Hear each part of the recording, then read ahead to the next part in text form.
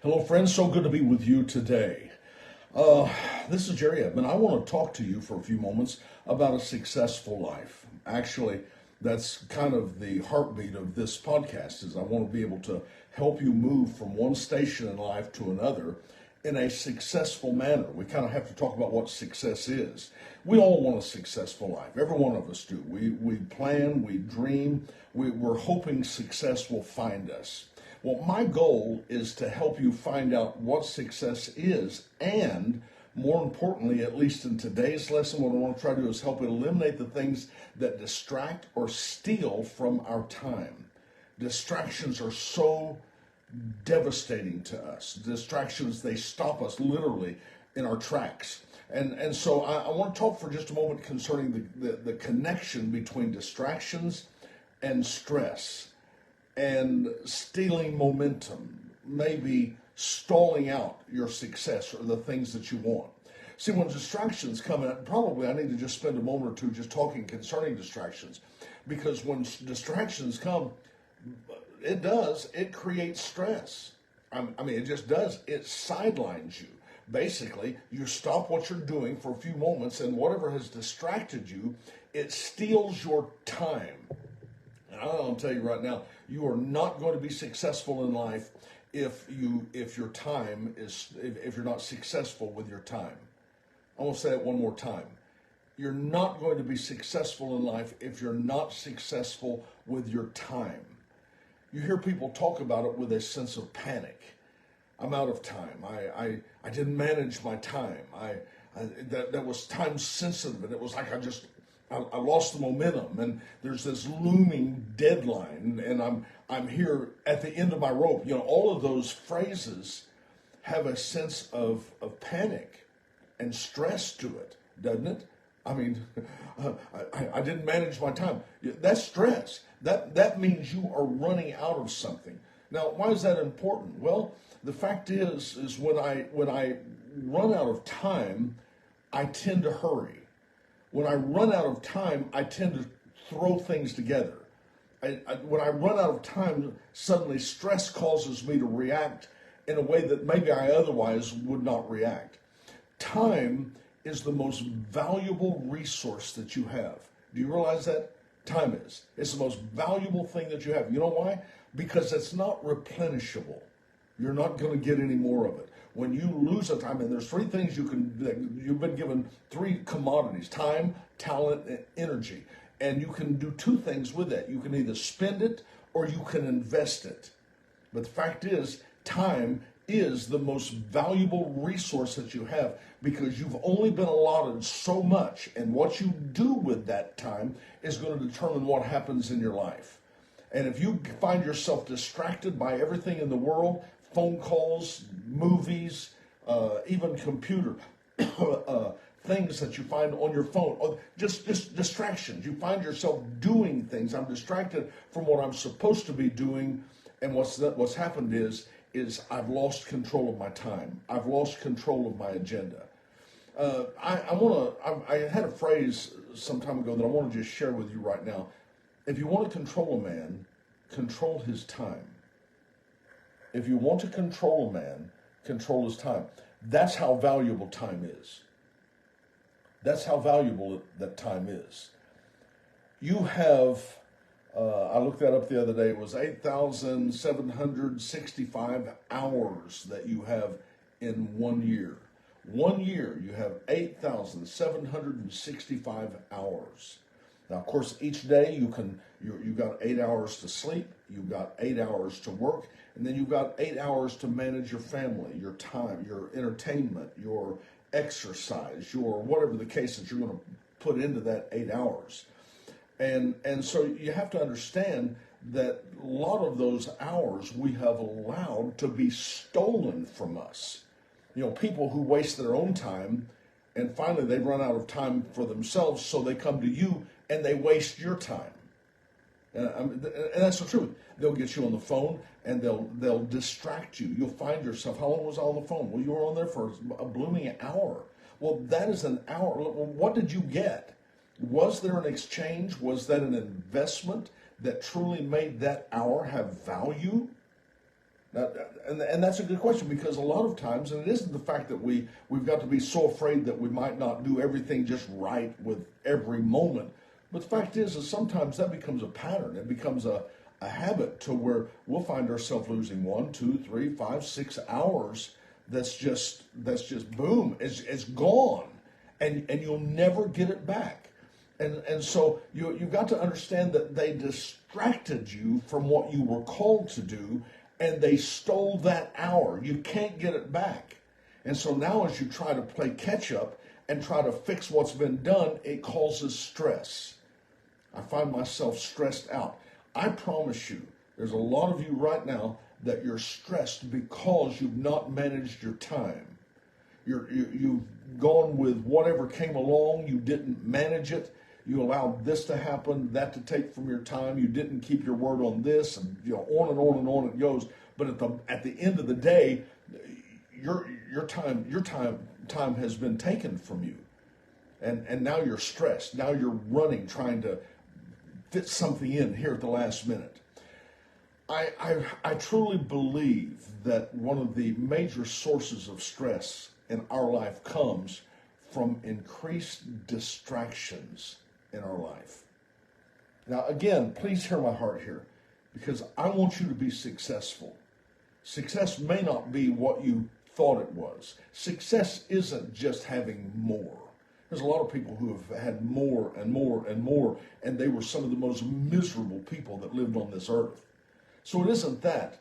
Success comes by taking the things that have been placed in your stewardship and being responsible over it to work it out to its fullest extent. I want what I'm doing to produce to its fullest potential. Now, I can't be responsible for what I don't have, for what has not been given me, but my time, my talent, my energy, I've got to do something with that produces something in my life. So how much, and I'm just telling you, it becomes a distraction, and that increased distraction that pulls at us. I mean, most of us need today to take a serious look at our schedules, take a serious look at our phone calls, and just do some major house cleaning. I mean, just where you say, I'm not going to do that anymore. I'm taking a month off from that. I'm not going to allow myself to be soaked up in that anymore. So we need to take a serious look at our schedules, our phone calls, major things that pull at us. And actually, it wouldn't hurt today for some of you to go home and actually make an assignment to see how much stuff you can either cancel or eliminate. We have too much stuff, guys. I'm telling you, we have too much stuff. I was at a little birthday party some time ago, and they brought this kid so blooming many gifts, there was no way. It was like nothing could have value because it was too much. You can have too much. Have you ever, we've got a toy room for our grandkids. And in that toy room, there's, 1,000 toys. I mean, it's ridiculous. And there's so many toys that the kids, it's like they don't know what to play with, so they just throw it. They scatter it, and it just looks like a bomb went off in the place when they leave. I'm thinking they didn't play with that. There was no enjoyment in that. They were just scattering things. And unfortunately, that's how their life becomes. I personally, now this is just my perspective, I think that the amount of toys that a child has should depend on its age.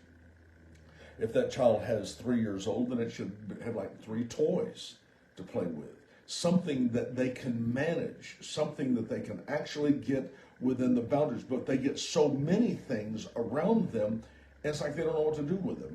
They've got 15 dolls and 26 cars, and I don't even know where to start. But when you filter all of that stuff, you don't need as much as you think you do. Can I just say this to you right now?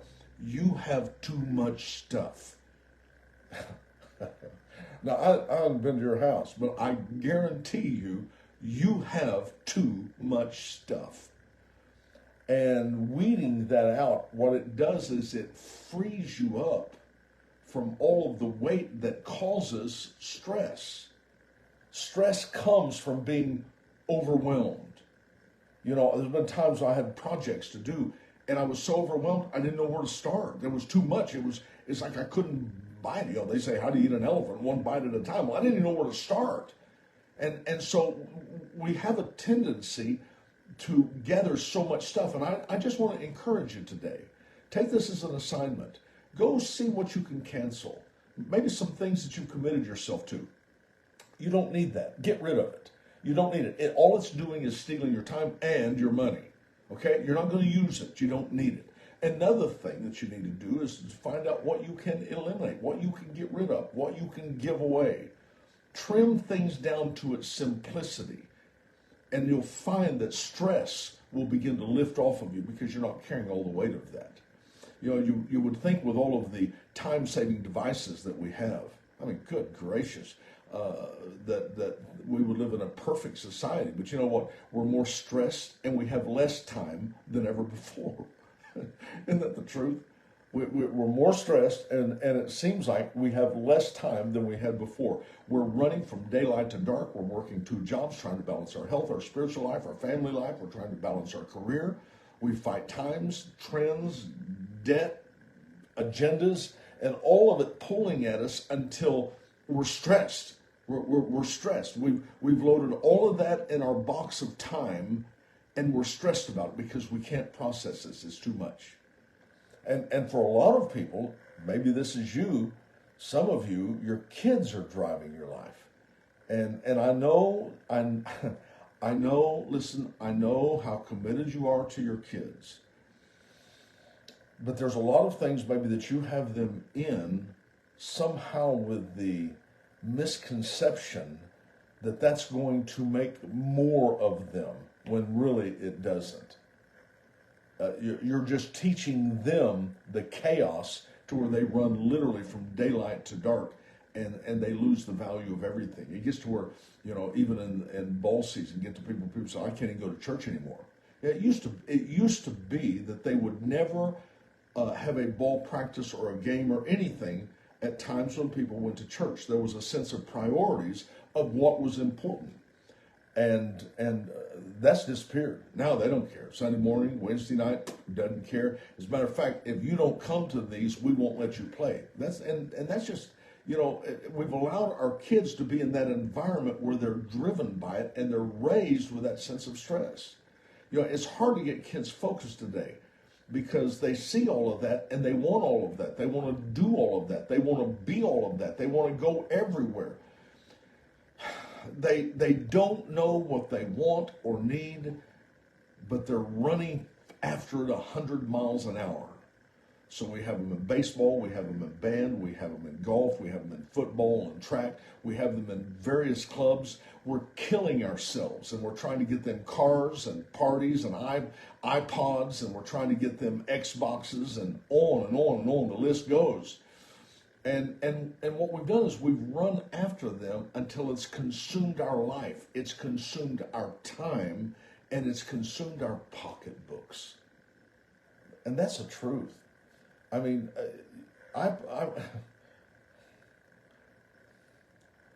sometimes the best lesson you can give your child is we don't have the resources to do that.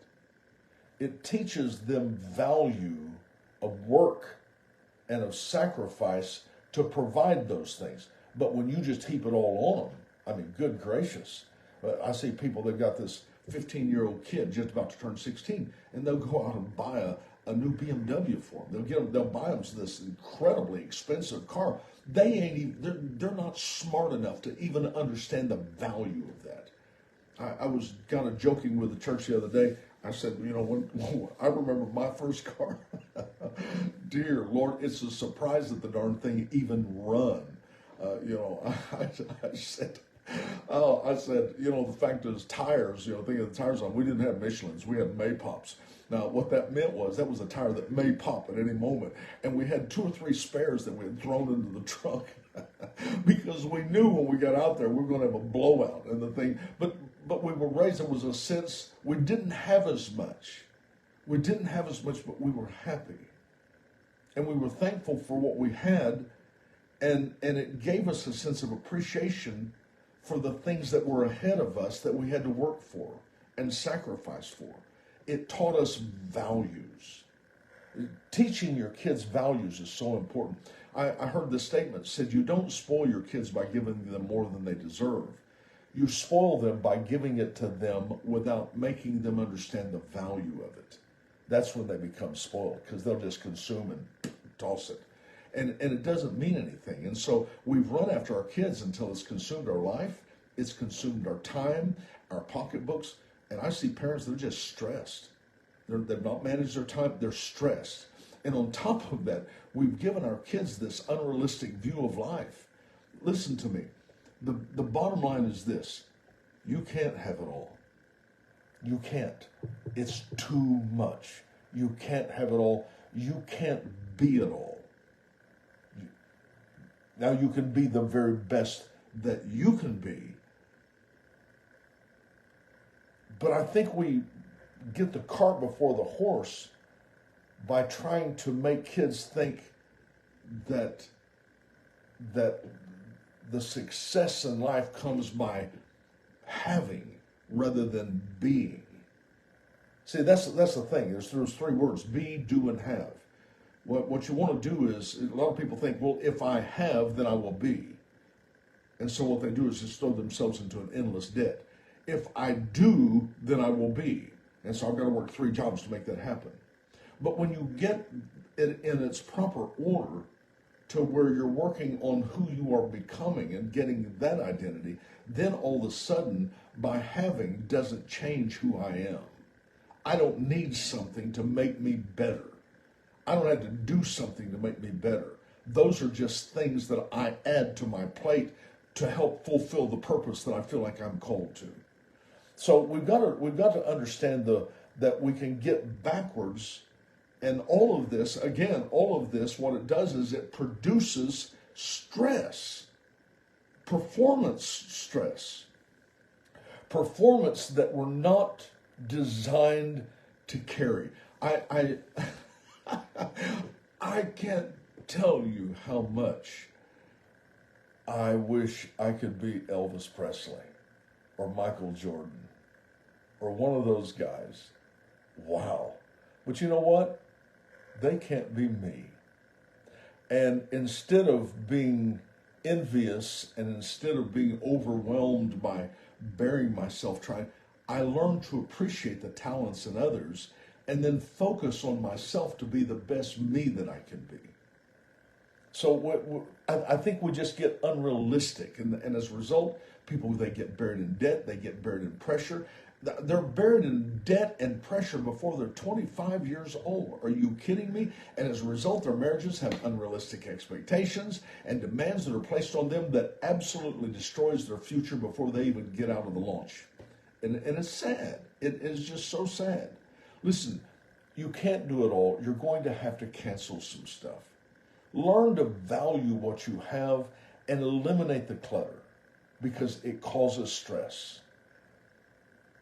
Set aside things like watching television and limit yourself to a certain amount of time. Sometimes television is good, it's entertaining, but actually the word entertaining means don't think. We'll think for you, and that's why I can get into a show and I don't think about anything. It's like that thing is I just hooked up to it and it's thinking for me. I get into it and I'm not even aware of anything that's happening outside that box.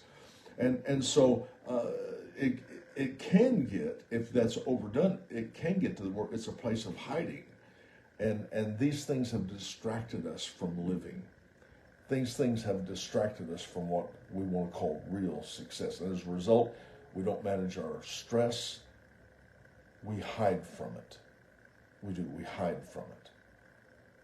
And there's a better plan. I know that I'm just spitballing everything towards you right now, but I really want you to hear my heart of the importance of not allowing distractions, being overwhelmed with things to cause stress that steals from your success. So you're too important to be sidelined. And the thing is, it's so easy to sideline you. I'm just telling you. I mean, what was that movie? Said squirrel, and all of a sudden we drop what we're doing, and but that's what we do, and as a result, our life is not lived to its fullest potential. I'm reminded of that scripture in Mark chapter 4 where it talked about some produce 30-fold, some 60, and some 100. And I thought, what is that 100? What does that mean? 100 means to its fullest potential. That's what God wants for you. God wants your life to be lived out to its fullest potential, whatever that might be, according to what you've been designed for, what you've been made for, your part and your place in life. And so it's very exciting. Life is so wonderful. It's such a treasure. And the things that God has given us, I want to promise you have enough time. You have enough time. Time is the measure by which you determine your activities. As I see my time running out, I have to say, is there something wrong with my activity load? I've got too many things going on, or I'm not managing. I'm distracted by this, I'm distracted by that. That's all measured by time. And if you ignore your time, you'll become slothful. Proverbs has something to say for you there, doesn't it?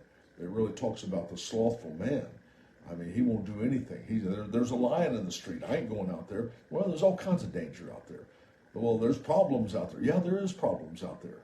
But the fact is you can't be lazy. You have to measure your time even in times of stress and times of uncertainty. So this is the kind of the word that I have for you. And obviously there's so much more, but I seriously want to give you that homework today. I'd love to see you go and really take a look at your house, your barn. I promise you, you have stuff you haven't used in forever. Your closet. I went through my closet the other day, and I'm not proud of it. I need literally to have a purge come in my closet. I have clothes. I have a couple of suits that I haven't worn in 15 years, and they're still hanging there. Isn't that amazing? My thought is if I have something that I haven't used in a year or 2 years or 3 years, that should be a sign that it's time to get rid of that. Okay? Be a blessing to somebody else. Let that thing happen. But purge for the purpose of eliminating stress, eliminating distractions, eliminating the things that's pulling at you and causing you to look here and there to where you get your eye off of the track that you're running. All right, okay.